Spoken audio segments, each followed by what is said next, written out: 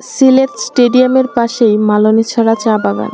আর আমরা ওই দিন গিয়েছিলাম সিলেটের বিভিন্ন পর্যটক কেন্দ্রগুলো ঘুরে দেখতে।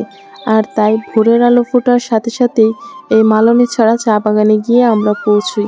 পুরো টিম সহ ওই দিন এখানে উপস্থিত ছিলাম।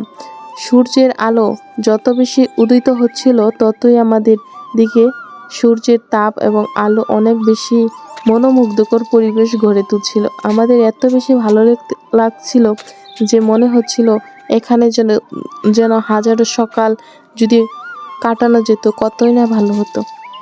তবে কি আর বলবো, অল্প কিছুক্ষণই আমরা এখানে সময় দিতে পেরেছিলাম, কারণ আমাদের আরও অনেকগুলো পর্যটক কেন্দ্র উদ্দেশ্যে আমরা এখান থেকে বেরিয়ে গিয়েছিলাম।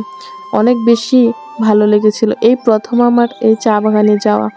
তবুও বলবো অনেক সুন্দর। যদিও অনেকেই বলে শ্রীমঙ্গল চা বাগানের জন্য সেরা, তবে সিলেট আমার মতে সিলেটের সব চা বাগানই সেরা। এখান থেকে শ্রমিকরা পরিশ্রম করে দেশের বিভিন্ন জায়গায় চা পৌঁছে দেয়। আমরা সকালে উঠে যে চা খাই সেগুলো কিন্তু এখান থেকেই তৈরি হয়ে আমাদের কাছে যায়। সত্যি আমাদের দেশ রূপে গুণে অনন্য, বলার মতো তেমন কোনো কিছুই নেই। যা আছে সবই যেন আল্লাহর দেওয়া দান এবং আল্লাহর দেওয়া সৃষ্টি। আর পাশেই দেখছি রাবার গাছ থেকে রাবারের কষ সংগ্রহ করছে।